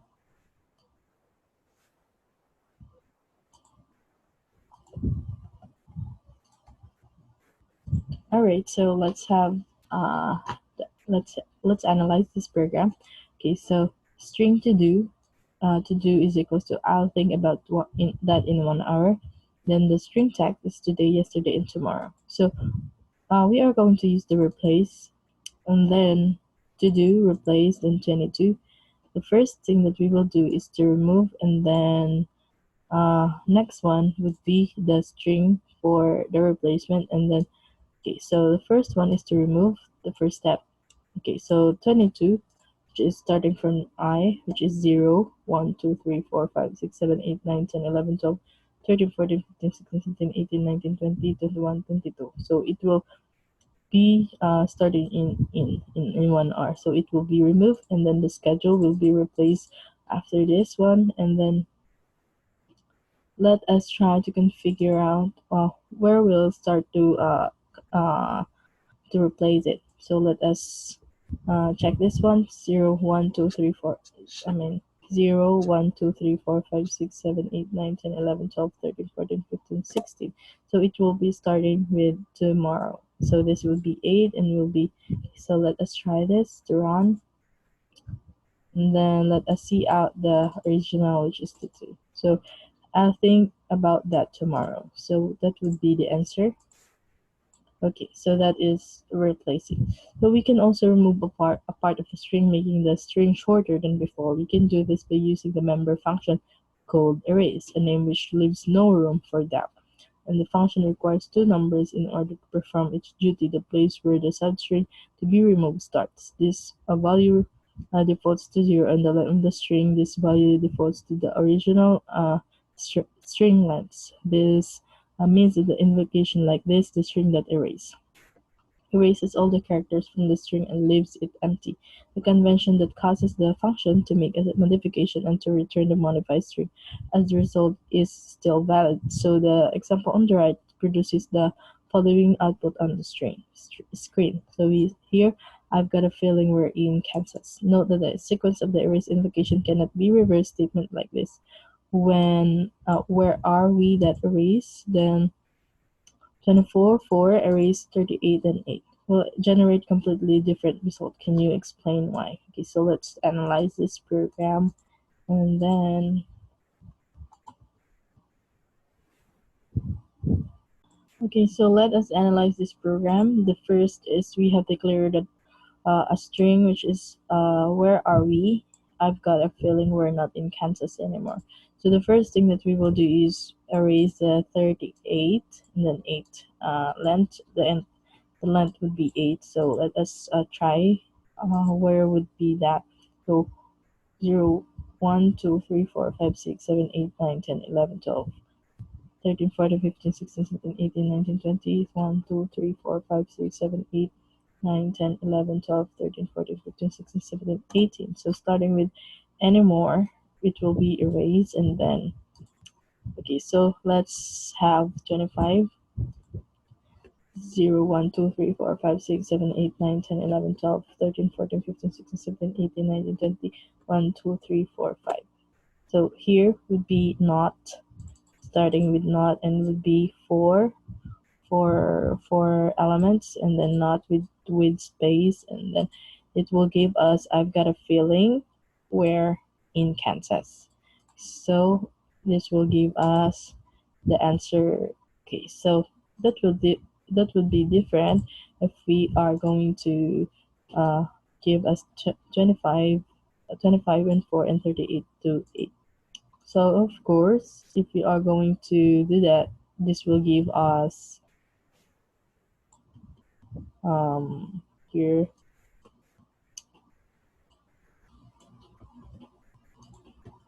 So if you are trying to run that, then 1 2 3 4 5 6 7 8 9 10 11 12 13 14 15 16 17 18 19 20 1 2 3 4 5. It will give us number 4 a not. Okay, so it will be erased, and then 38 will be 1 2 3 4 5 6 7 8 9 10 11 12 13 14 15 16 18 19 20 1 2 3 4.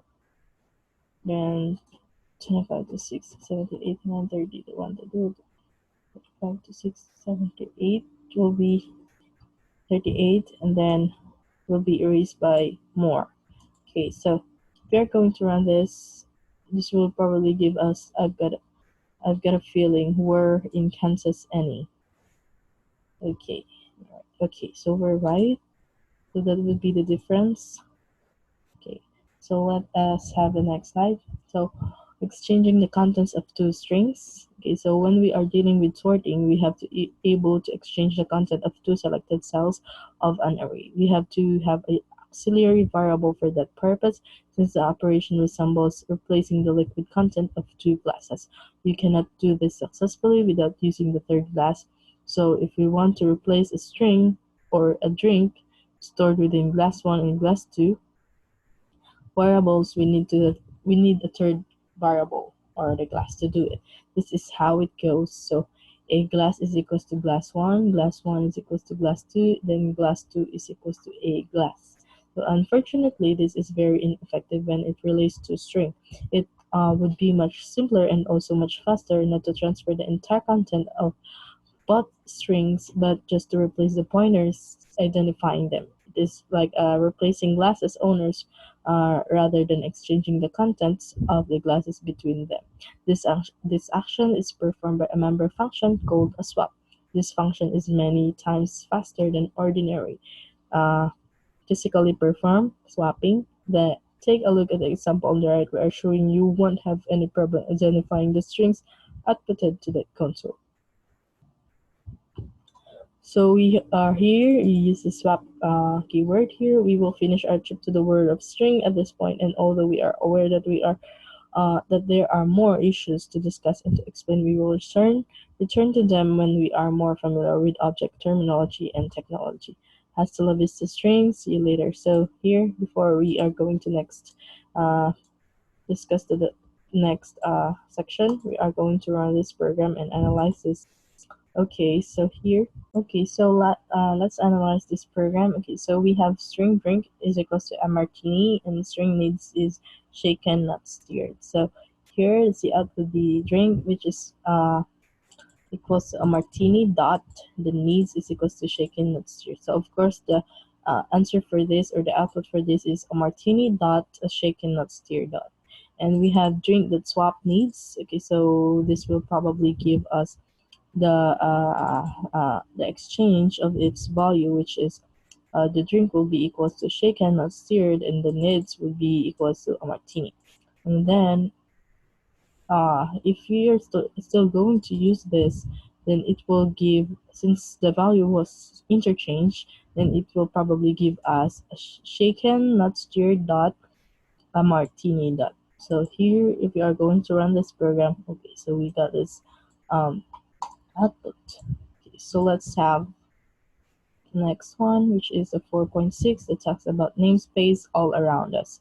The term namespace may sound very mysterious to you, but we want to assure you that you know this phenomenon very well, and in fact you encountered many different namespace each and every day. Moreover, you are part of many namespace even though you don't realize it.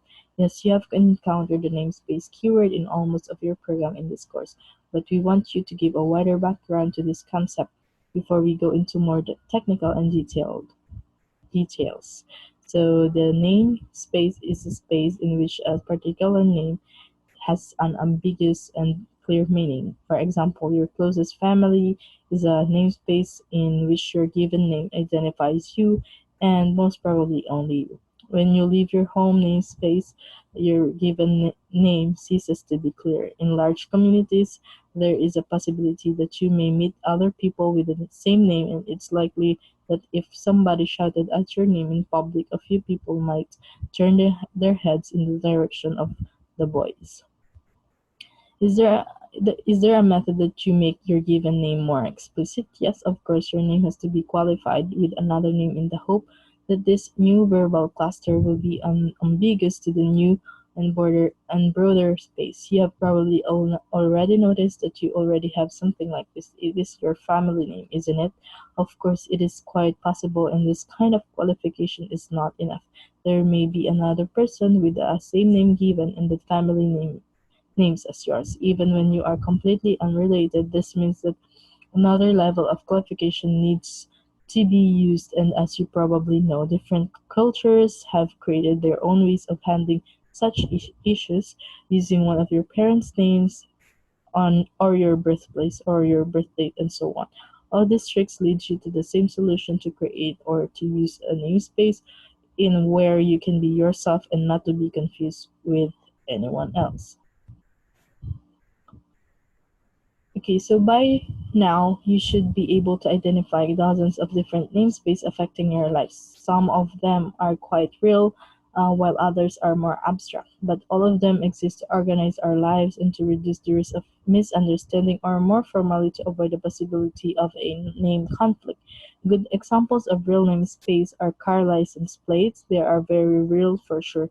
Depending on local law regulations, it may happen that each country, state, province, region, community, etc., may create their own space to distinguish their plates and their plates owner. There is also another level to this space, international vehicle registration codes, which define a whole worldwide namespace. Internet domains are more abstract, but no less useful and definitely not cheaper. They allow us all to distinguish different internet sites of the same name by their purpose, language, residence, or any other aspect that may be coded according to the common internet convention. A server called chat may be a good site for French cat enthusiastic enthusiasts, while other server with the same name may group lots of people hungry for conversation in English. Try to list any three namespace which accompany you in your life. It should be easy enough. Ready? Shall we continue? Okay, so name three, and then here we don't want you to write run news program, but this time we encourage you to compile the code on the right. So can you explain what's wrong with it?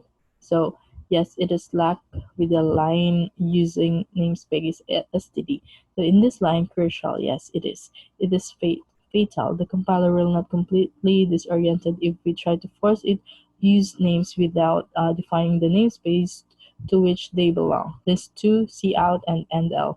So you can expect many complaints from the irate uh, compiler. Is there a way to qualify both of these names in order to bind them to their home namespace? Yes, there is, but we need to use a special syntax for this purpose. It looks like this. So very informal written. So home namespace, then colon, and then entity name. So hint that the home's namespace for both names is called std, as in standard. Can you rewrite the program to make it correct and not to use the mysterious using names namespace phrase?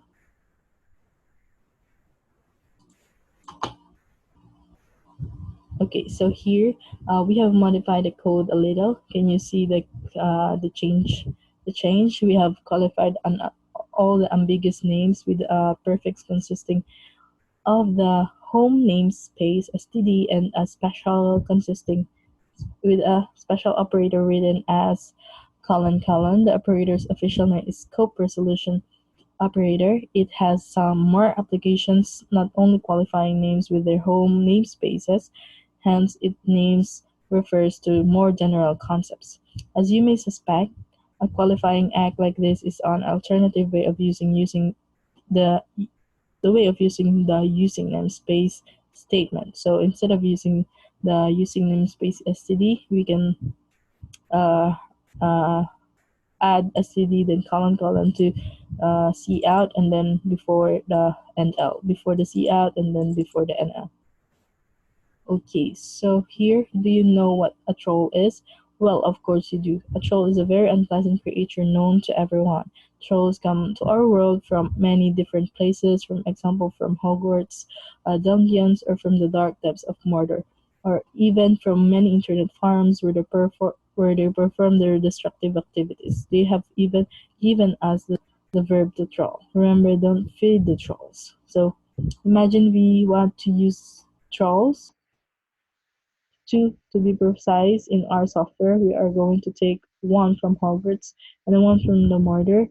Can we cooperate with them simultaneously without the risk of mistaking one from the other?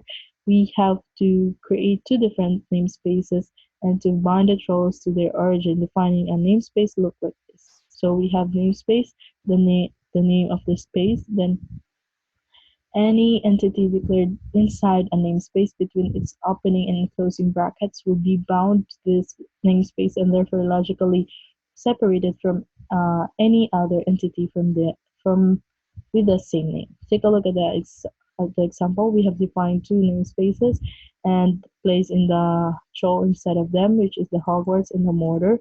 And then if we want to make use of them, we have to qualify their names with the home space home space names. Of course, real developers don't use roles in their software. You can imagine a more realistic case for yourself if you don't like them, trolls, not developers. Okay, so let us assume that the two independent programmers have implemented different parts of a very complex system. We cannot guarantee that all the names they have used are paired wise different. Such a requirement Such a requirement would be impractical and difficult to enforce. Developer would have to agree on every new name introduced to their codes. It is easier to assume that all their entities, example variables and functions, are bound to rather enclose inside different namespaces named after the developer's given names or their nicknames. Okay, so here we have um, Hogwarts and Mordor. And if we're going to see this, we have Hogwarts, then troll, this is colon colon, and then space Mordor, then troll. So if any of the available namespaces is more usable or preferable, um, it may be used in a way that suggests that the compiler tries to qualify every unqualified name with this namespace names. The act of using a selected namespace is carried out by using namespace statement. If the statement is placed outside any block, a part of the code enclosed within the curly braces and closing braces brackets, it affects the code after the statement until the end of the source file. The example on the right shows a case when two using namespace statements have been specified in the same code. The former allows us to conveniently use the cout and the nl identifiers. The latter declares that any unqualified troll being belongs to the Hogwarts namespace. Note that the using namespace statement must not lead to a situation where an identifier could be considered to have originated from more than one namespace. This means that you are not allowed to use the following two statements in the same scope or block of code. So using namespace Hogwarts and using namespace Mordor. It will make it will make all the references to the unqualified trolls ambiguous. This is not what we want. The trolls don't want it either. So here we have Hogwarts. This is another namespace mortar.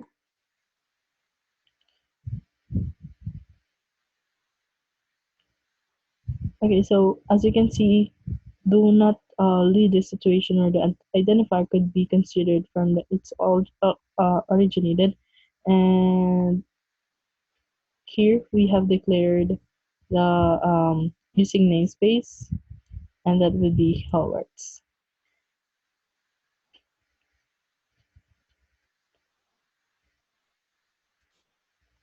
Okay, so next, let's have the next slide. So if the using namespace statement is placed inside a block, its scope ends in the same place where the block ends. You can use this effect to selectively use any of the available namespace. So in the example on the right, we have used on the three available namespace and have done it the following way.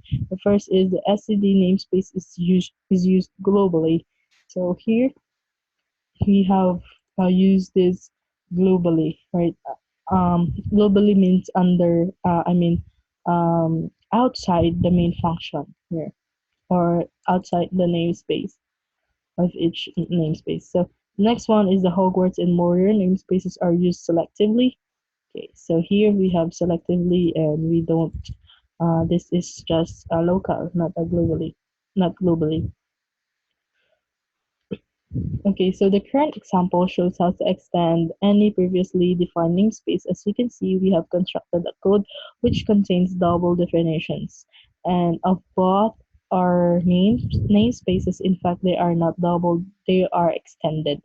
So let us assume that all the namespace definitions that use the same identifier are glued together and build one larger namespace together. Note that each extension may be placed inside a separate source file. This means that any of the namespace may be dispersed among many source files created by different developers. Note that the first appearance of a namespace is called an original namespace. Any namespace with the same name identifier that appear after the original namespace is called an extension namespace. So there may be more than one extension of a namespace. So here we have this is a global namespace Hogwarts and Mortar, Hogwarts and Mortar. We have the extension Trolls Wizard. Okay, so that would be the extension names. Okay, so the using statement we have been working with so far has made use of the whole namespace. It is explicitly qualified all the entities bound to the space. There is another form of statement that allows us to selectively decide which entities should be used and which should remain hidden inside the space. But there is one important condition: none of the statements used may cause ambiguity in the process of identifying all the entities used in your code. The example on the right shows a code which employs the using statements to select two different creatures from two different worlds. In effect, their use is easier without compromising the uniqueness and clarity. Okay, so there is an interesting alternation in defining the namespace. We may define a namespace without a name, so an anonymous namespace. So this kind of namespace is implicitly and automatically used in a source file where its definition is visible. It is another way of introducing entities accessible through the whole source file. So the example on the right shows two namespaces, one anonymous and one created with a file name with a name. All the entities defined inside the anonymous namespace can be accessed without any other preparation. So as you can see, we have two namespace here. Okay, so we have two namespace here, which is the STD, which this is global, and this is Mortar, and this is the unknown or the anonymous namespace. So it may happen that one of the namespace you have or want to use has an inconvenient name. You can rename it locally. It will be recognized under its new name only in the source file, where the acting of where the act of renaming has occurred. You can use it with a special from the namespace statement here.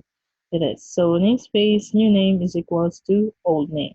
So here we have the new name. So here we have namespace Hogwarts, what I want to replace for a young sorcerer. That is the old name, and the new name is Hogwarts. So the new name of the namespace may be used together with the old one. This means that the renaming is actually uh, aliasing, since both names are still valid. Okay, so still valid. Look at the sample. Look at the sample. It shows how long the twisted name could be aliased to make the developer's life a bit easier. So let us leave the C++ namespace alone for now. The real world is waiting. So here we have renamed the What a Wonderful Place for a Young Sorcerer to Hogwarts. But Hogwarts and What a Wonderful Place for a Young Sorcerer is still valid, so you can call them back, or you can alias the original or the old namespace.